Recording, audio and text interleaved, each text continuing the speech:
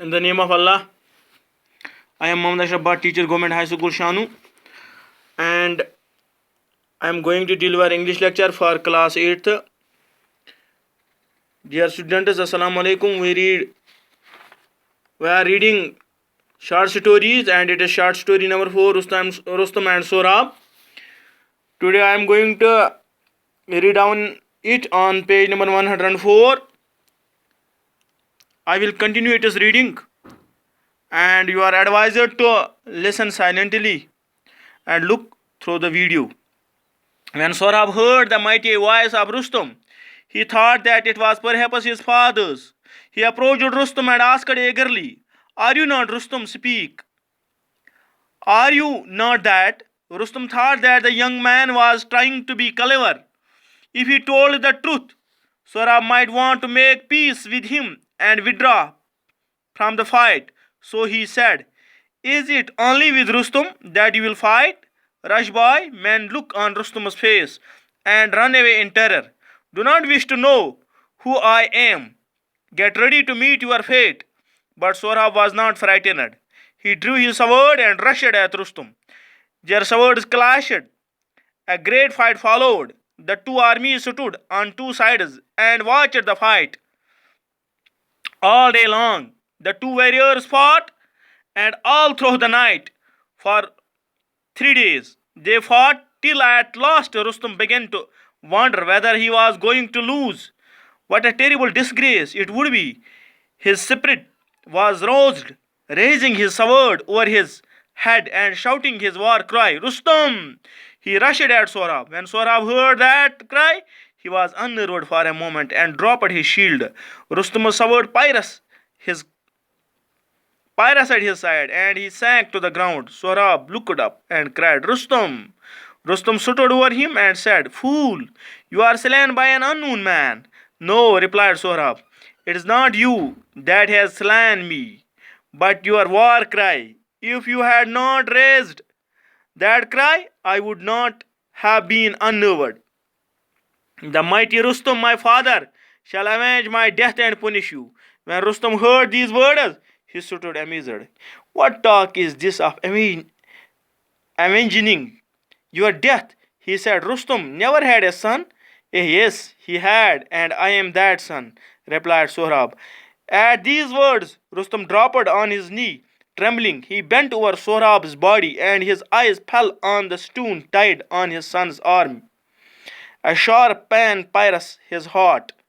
He gathered his son in his arms and cried, "Oh, my son, I am Rustam. I am your father."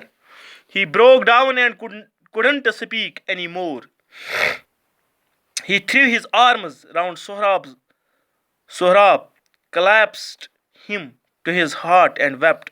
Sohrab looked at his father's face and said, "Father, be comforted that you and I have found each other. Do not grieve over what fate has brought about. Fulfill this wish of mine. Carry me to your home and bury me there, so that people who pass by will say, 'Sohrab, the mighty Rustam's son, lies here, whom his great father did in ignorance kill.'" Now I will translate it in Kashmiri.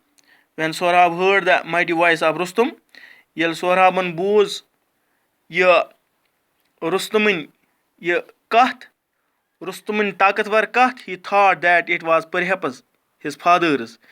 Im soch dopan shayad chi ye kath means möl sin yehe gas Rustam asun. He approached Rustam and asked eagerly. Ye wot Rustam's nish prusnas betabi san, "Are you not Rustam? Samachuk Rustam? Speak me. Speak, one. Are you not that? One, Samachuk Rustam." Rustam thought that the young man was trying to be clever. Rustamun soch, ye jawan ladka chu yasan chalak banun. If he told the truth, agre me won emes pose, Sohrab might want to make peace with him and withdraw from the fight. Agre me emes ye won, Sohrab basan ch me khabar Sohrab ma kari teli aman yema sin jang traithi tel ma kari aman emes sait. So he said, emes, "Is it only with Rustam that you will fight? Kya isha sirf yut tsha Rustam se sait lad karin, tsha Rustam se sait fight karin?" Rush boy, jalad baza. Men look on Rustam's face look ٲسۍ وٕچھان رُستُم سٕنٛدِس بٕتھِس پٮ۪ٹھ and run in terror ٲسۍ دوٗر دوٗر ژلان خوفہٕ سۭتۍ.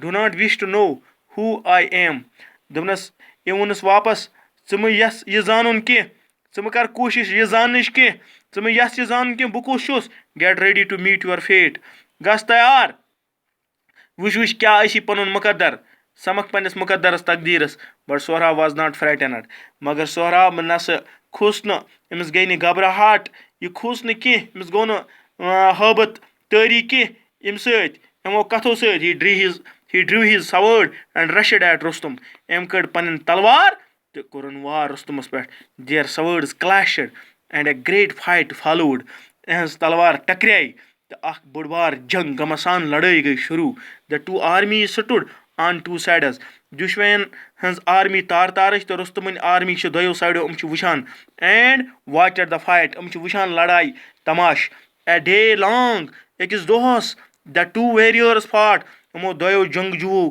کٔر لڑٲے یِم چھِ لڑان and all through the night سٲرسٕے راتس چھِ یِم لڑان فار 3 days دے فاٹ 3 دۄہن چھِ لڑٲے جٲری till at last Rustam begin to wonder ٲخرس پٮ۪ٹھ لوٚگ رُستُمس باسنہِ whether he was going to lose أمِس لوٚگ باسنہِ بہٕ ہسا لوٚگُس ہارنہِ what a terrible disgrace it would be أمۍ سونٛچ یہِ آسہِ میانہِ خٲطرٕ کوٗتاہ آسہِ یہِ بے عزتی اگر ہسا مےٚ یہِ کۭژاہ آسہِ حماقت میانہِ خٲطرٕ یہِ کۭژاہ بے عزتی آسہِ اگرے مےٚ ہور ہِز سپرِٹ واز روزڈ أمۍ سُنٛد یُس یہِ روح چھُ یہِ ہسا گوٚو ہُشار یہِ گوٚو جھاگُزیٖن روزڈ ٹُو ویک روزُک معنی گوٚو ٹُو ویک ہُشار گوٚو أمِس یہِ روح بیدار گوٚو أمۍ سُنٛد روح اگرے مےٚ ہور میانہِ خٲطرٕ کوٗتاہ آسہِ یہِ آسہِ بے عزتی میانہِ خٲطرٕ کوٗتاہ آسہِ یہِ حماقت ریزِنگ ہِز سوٲڈ اوٚور ہِز ہیڈ أمۍ ہسا تُج پنٕنۍ تلوار پننہِ کلہٕ پٮ۪ٹھ اینڈ شاوٹِنگ ہِز وار کرٛاے تہٕ کوٚرُن ہسا یُس یہِ جنگس منٛز یہِ کرٛیک کران اوس رُستُم